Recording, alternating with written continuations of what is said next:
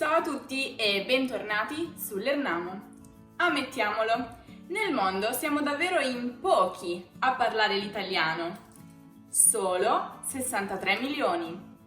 Eppure, nonostante l'italiano sia al 21° posto tra le lingue più parlate al mondo, sicuramente per questioni culturali resta una delle lingue più importanti. Ma siete sicuri di conoscere tutto, ma proprio tutto sulla lingua di Dante? In questo video, infatti, vi mostrerò alcune curiosità che, forse, non conoscete sulla lingua italiana.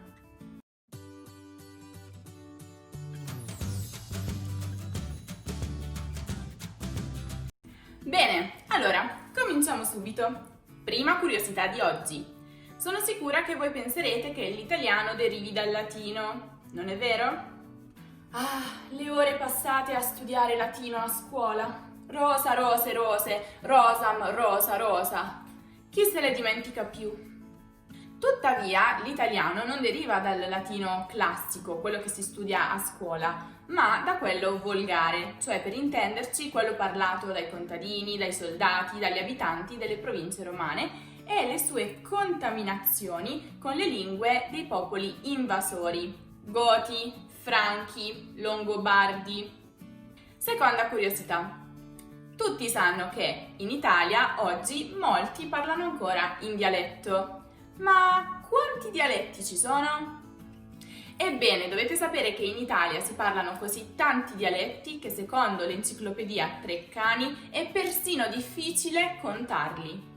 Per questo, per questioni di comodità, gli studiosi preferiscono suddividere l'Italia in 3 grandi aree dialettali. La linea immaginaria La Spezia-Rimini separa l'area settentrionale da quella centrale. Invece la linea Roma-Ancona separa l'area centrale da quella meridionale.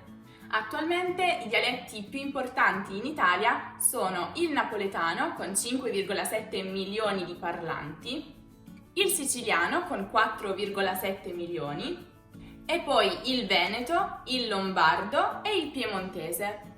Terza curiosità: gli italiani sono analfabeti?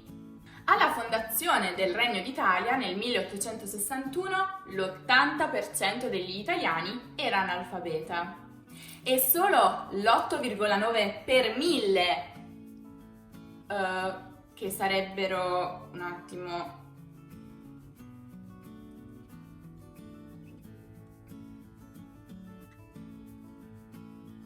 ah sì, 0,89% della popolazione aveva un'istruzione superiore alla scuola elementare. Esattamente 100 anni dopo, nel 1961, gli analfabeti erano meno del 9%. Nel 1971 la percentuale si era ridotta a poco più del 5%. Attualmente la percentuale si aggira attorno al 2%, ma nonostante il numero, quindi la percentuale degli analfabeti si sia ridotta notevolmente, gli analfabeti funzionali, ossia quelle persone che sanno leggere e scrivere ma hanno difficoltà a comprendere testi semplici, corrispondono al 28%. Quarta curiosità. Quanto è difficile imparare l'italiano per uno straniero? Allora, secondo la BBC, in italiano si legge come si scrive, la pronuncia è chiara, il vocabolario è simile ad altre lingue di origine latina. Anche se alcuni aspetti della lingua possono sembrare difficili all'inizio, basta afferrare alcune semplici regole per essere in grado di comunicare in una varietà di situazioni. Quindi, se state imparando l'italiano, non mollate, non è così difficile dopo tutto. Quinta curiosità: qual è il più antico documento che presenta tracce dell'italiano? È un atto notarile, il Placido Capuano, del 960. Si tratta del resoconto di un processo per stabilire la proprietà di un terreno vicino al monastero di Capua. Curiosità numero 6. Ma se in passato l'Italia era divisa e la gente parlava tanti diversi dialetti, come si è giunti all'italiano standard come unica lingua ufficiale dello Stato?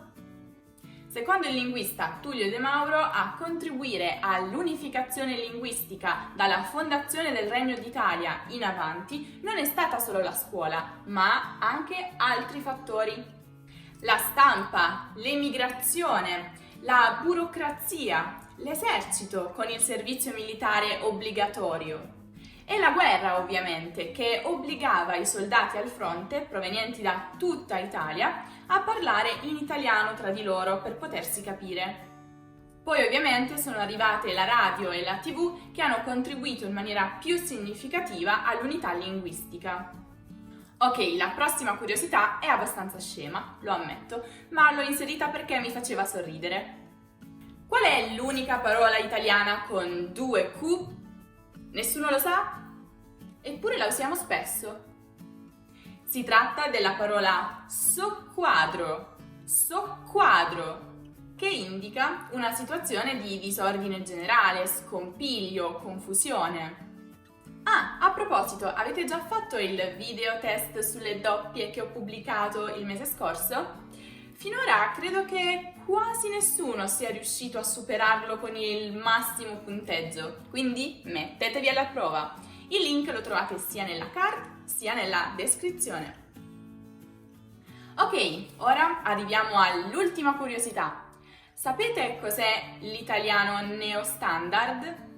Allora, innanzitutto bisogna dire che l'italiano che noi oggi studiamo a scuola e sui libri di grammatica si definisce italiano standard, ma è sicuramente molto più diffuso quello che i linguisti definiscono italiano neostandard, vale a dire una varietà di italiano con alcune importanti differenze rispetto alla versione standard. Per esempio, nell'italiano neostandard, il periodo ipotetico dell'irrealtà si forma spesso con 2 imperfetti indicativi. Se venivi prima, trovavi posto. Ma se volete conoscere le altre differenze tra l'italiano standard e l'italiano neostandard, non perdetevi assolutamente il video che abbiamo realizzato proprio su questo argomento e che si chiama Le 5 cose che i libri di grammatica non vi dicono. Ah, se invece avete difficoltà proprio con il periodo ipotetico e volete imparare ad usarlo nell'italiano standard, abbiamo realizzato un video anche su quello, lo trovate qui e qui. Bene, eccoci di nuovo qui nella nostra fantastica e richiestissima rubrica Chiediamo. Diana P ci chiede: quali sono le tradizioni più strane in Italia? Grazie mille e vi adoro. Grazie mille Diana. Allora, sicuramente potremo citare il fatto che gli italiani si facciano il bidet almeno una volta al giorno o che chiamino la mamma almeno una volta al giorno. Però ci sono anche delle altre e noi abbiamo realizzato un bellissimo e divertentissimo video proprio su questo, cioè sulle 5 cose che gli italiani fanno ogni giorno. Non perdertelo. Il link è nella card ma anche nella descrizione.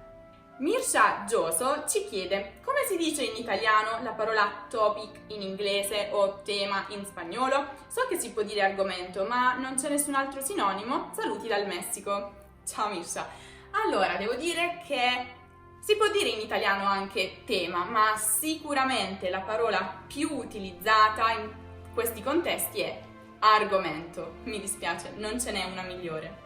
Ancora, Ternura Atelier Brinquedos Artesanais, che sicuramente ho pronunciato male, mi dispiace, ci chiede: potresti spiegare le espressioni venire meno e fare capo a? Grazie mille. Allora, venire meno si utilizza per indicare qualcuno che si fa indietro, si ritira da un impegno. Per esempio, io e i miei amici abbiamo organizzato una cena in pizzeria questa sera, ma all'ultimo momento Roberto è venuto meno.